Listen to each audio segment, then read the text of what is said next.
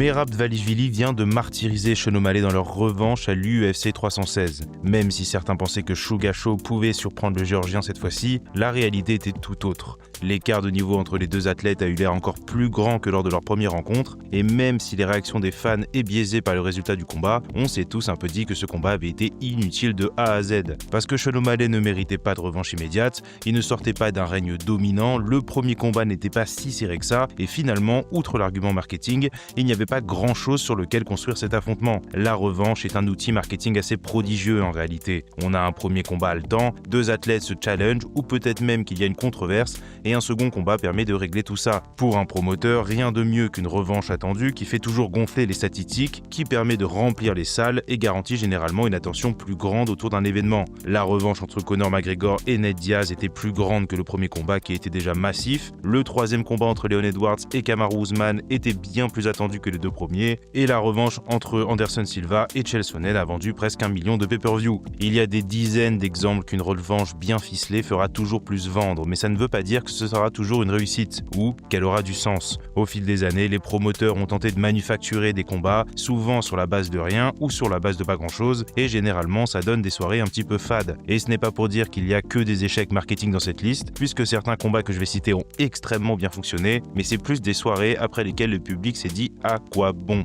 Vous êtes sur la chaîne des Journeymen, et voilà 10 revanches dont on se serait bien passé. Numéro 10, Dricus du Plessis contre Sean Strickland.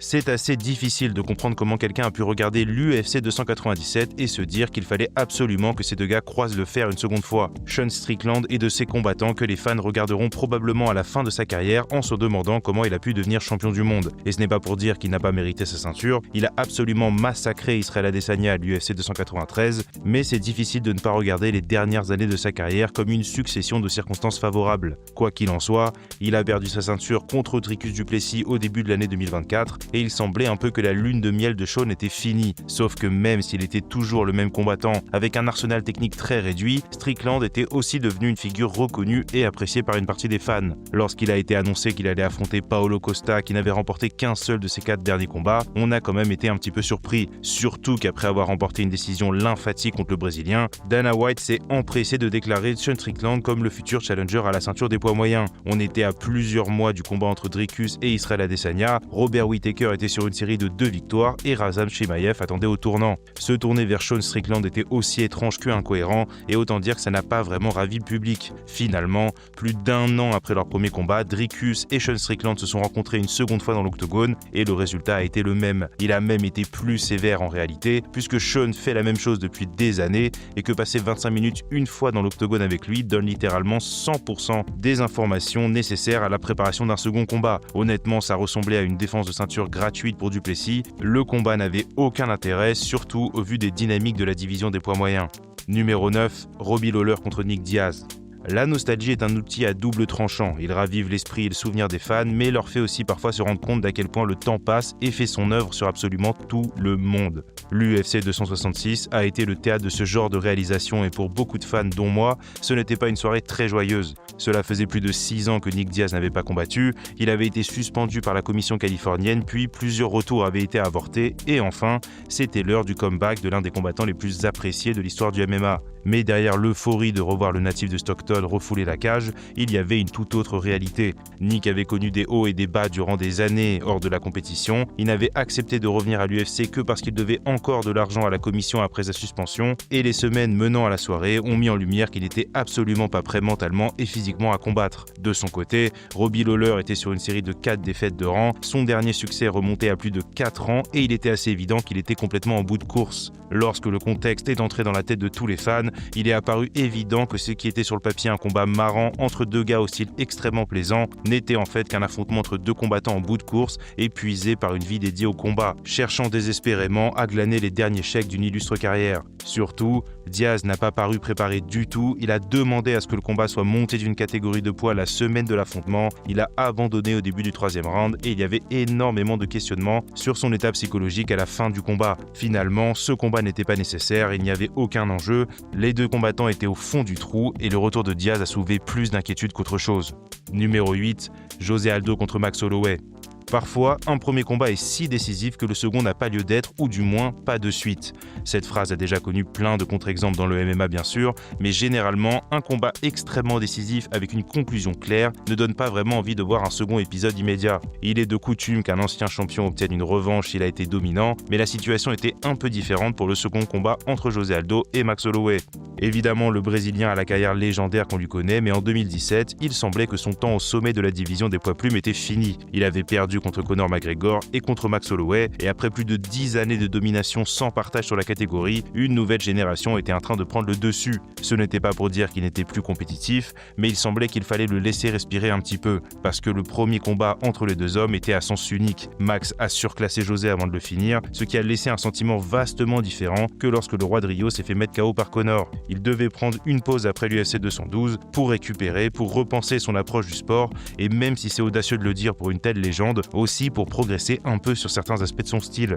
Mais Frankie Edgar, qui devait affronter Max Holloway à l'UFC 218, s'est retiré à quelques semaines du combat et José a accepté la revanche en short notice. On était seulement quelques mois après le premier affrontement, Aldo n'avait pas eu de préparation complète puisque son prochain combat devait avoir lieu des semaines plus tard, et soudainement, les choses se sont un petit peu gâtées pour lui. Max l'a battu encore plus brutalement que dans le second combat, et c'était difficile d'y trouver du sens. C'était un bon affrontement, mais il était clair que José n'avait pas eu le temps de faire les ajustements, et toute cette opération semblait un petit peu inutile. Numéro 7, Sean O'Malley contre Marlon Vera.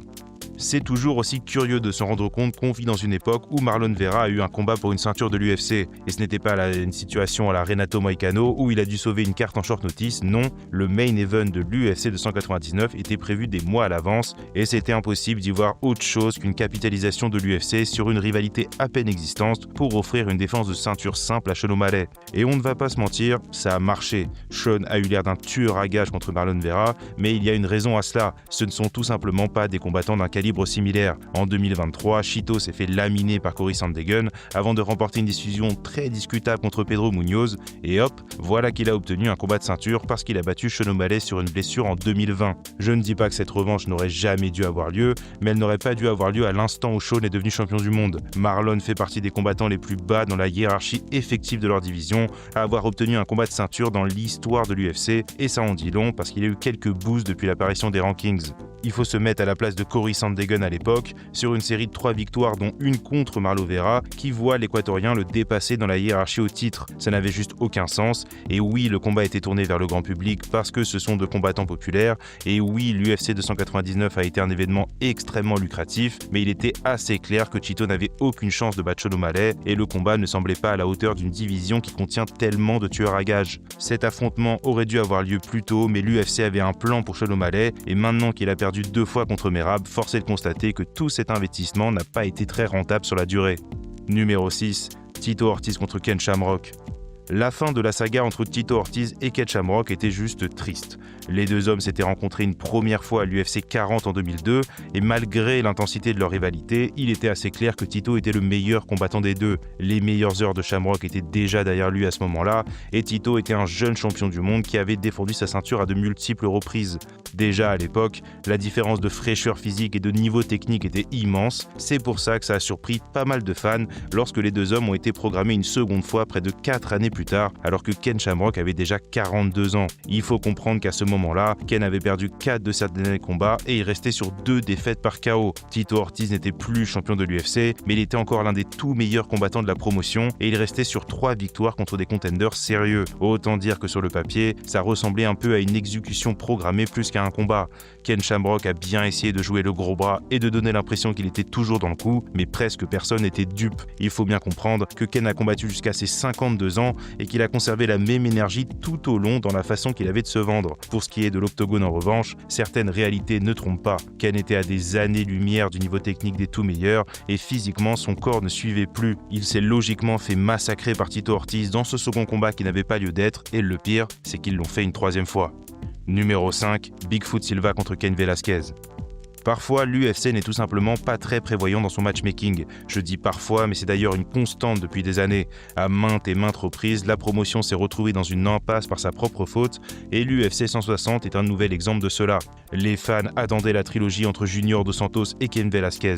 On était à une ère des poids lourds vastement plus dense qu'actuellement, mais la hiérarchie était très claire et c'était assez difficile de voir de nouvelles têtes sortir du lot. Un troisième combat entre Dos Santos et Velasquez était très clairement ce que l'UFC avait de mieux entre les mains, mais avec un petit peu trop de hâte, l'UFC a programmé un second combat entre Bigfoot Silva et Cain Velasquez avant de se rendre compte un peu plus tard que Junior Dos Santos était disponible à cette date. On s'est retrouvé avec un combat qui n'intéressait pas énormément les fans parce qu'il y en avait eu un autre au coin du feu et surtout parce que Cain Velasquez avait complètement surclassé Bigfoot lors de leur première rencontre il y a peu. Surtout, Silva n'avait pas montré d'évolution ou de progrès depuis et Cain Velasquez était toujours la même force ultra dominante prenant tout sur son passage. Bigfoot avait toujours une défense de takedown en bois et il était extrêmement lent, donc autant dire que c'était un peu du pain béni pour Cain. C'était un mauvais combat stylistiquement pour Silva et un que la promotion avait déjà exploité et dont il semblait peu probable que le résultat change. La frustration des fans grandissant lorsqu'il fut annoncé que Junior Dos Santos combattrait sur la même carte contre Mark Hunt. Finalement, Cain a complètement massacré Bigfoot Silva en un peu plus d'1 minute et les choses ont naturellement repris leur cours. On a juste perdu la moitié d'une année pour rien, même si le combat entre Junior Dos Santos et Mark Hunt est un très bel affrontement de poids lourd.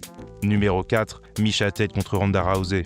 Comme vous le savez, une division qui n'est pas très dense peut parfois être le théâtre de scénarios de matchmaking absolument assourdissants. Juliana Peña dit déjà qu'elle veut affronter la vainqueur du combat entre Amanda Nunes et Kayla Harrison, et le pire, c'est que c'est possible que ce soit ce qui se passe. Mais la division des poids coqs féminines a toujours connu ce souci de densité depuis son inception, même si on est assez largement dans les heures les plus sombres chez les 61 kg.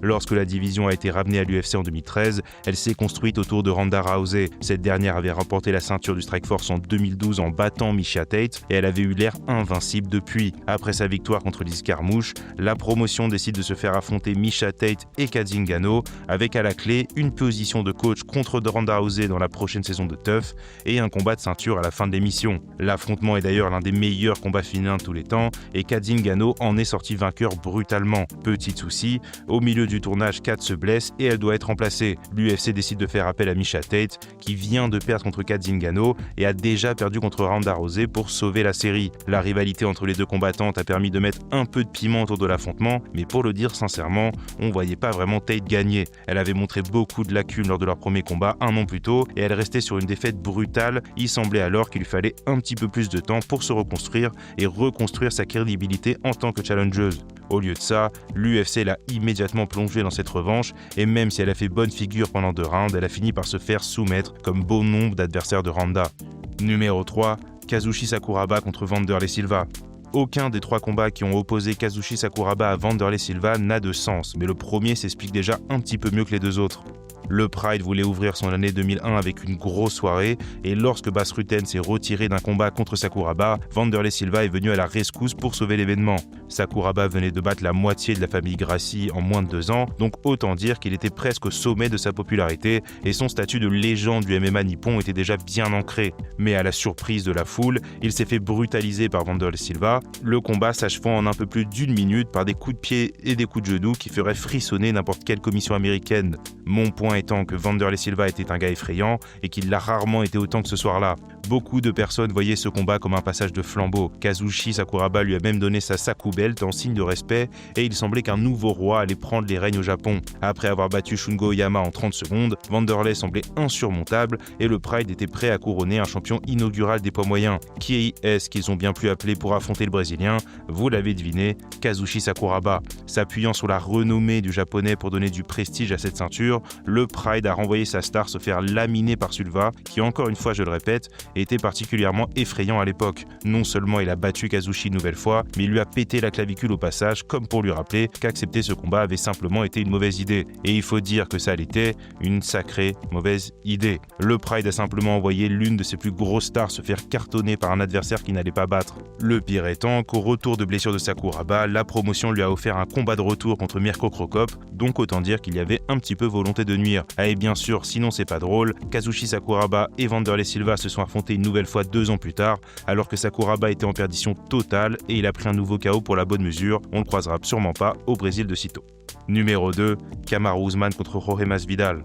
Si vous pensez que votre vie ne peut pas changer en un instant, regardez bien une seconde fois le combat entre Jorge Masvidal et Ben Askren parce que c'est la preuve que tout peut basculer en 6 secondes. Jorge a toujours été un bon combattant, mais il a toujours souffert contre l'élite de sa division. Mais après avoir battu Ben Askren puis Nate Diaz, certains voyaient en lui un futur champion du monde. Et évidemment, ce n'était pas le cas, mais la hype était démesurée et il était largement le combattant le plus populaire de sa division. À l'été 2020, alors que la pandémie du Covid battait son plein, Jorge accepte d'affronter Kamaru Usman en short notice pour sauver la carte de l'UFC 251. Souffrant contre presque tous les grappleurs de haut niveau qu'il a affrontés, Jorge s'est fait balader pendant 25 minutes et a perdu une décision sans partage. Beaucoup de personnes ont pointé le short notice du doigt et le manque de préparation de Masvidal, mais même si c'était factuellement vrai, ce combat n'a pas relevé de nouvelles problématiques chez Gamebred. Il était le même combattant qu'il avait toujours été, avec les mêmes lacunes et les mêmes qualités. Mais l'UFC s'est agrippé à cette excuse, et après près d'1 an sur le banc de touche, la promotion a offert une seconde chance à Jorge d'affronter Kamaru Usman. Et évidemment, la motivation était essentiellement financière, car Jorge était une superstar, mais sportivement, il n'y avait pas vraiment d'intrigue. Masvidal voulait devenir champion de l'UFC, et on ne peut pas lui reprocher d'avoir suivi son rêve, mais Kamaru semblait insurmontable pour un combattant qui disposait de sa palette technique. Tout le monde savait qui allait gagner ce combat, la manière a peut-être surpris beaucoup de personnes, mais au bout du compte, Kamaru aurait remporté ce combat 99 fois sur 100. Numéro 1, Conor McGregor contre Dustin Poirier. Je m'autorise un petit écart ici. Je sais que le main event de l'UFC 264 était le 3e affrontement entre Dustin Poirier et Conor McGregor. Mais vu que leur premier combat avait eu lieu plus de 7 années plus tôt, je considère celui-ci comme une revanche directe de l'UFC 257. L'UFC 264 était un moment étrange dans la carrière de Conor. Après avoir tenté une approche plus respectueuse quelques mois plus tôt, il était de retour dans sa véhémence habituelle, mais ses insultes sonnaient un petit peu creuses. Il venait de se faire mettre KO, il n'avait pas vraiment de substance derrière son verbe et les fans commençaient petit à percevoir qu'on s'approchait de la fin pour lui. Ce combat est l'exemple même, l'archétype d'une revanche purement économique. Je ne dirais pas qu'il est devenu évident que Conor n'était plus au niveau sportivement après l'UFC 257 parce que ce serait faux, mais ce qui est certain, c'est que Dustin Poirier lui a montré la différence entre un combattant qui continue de se consacrer pleinement au MMA et un autre qui commence petit à petit à se détacher du sport et dont l'approche est de moins en moins appliquée. Dustin Poirier l'a clairement battu ce soir-là et dans des proportions qui ne poussent pas vraiment les fans à se demander ce que donnerait un 3e combat.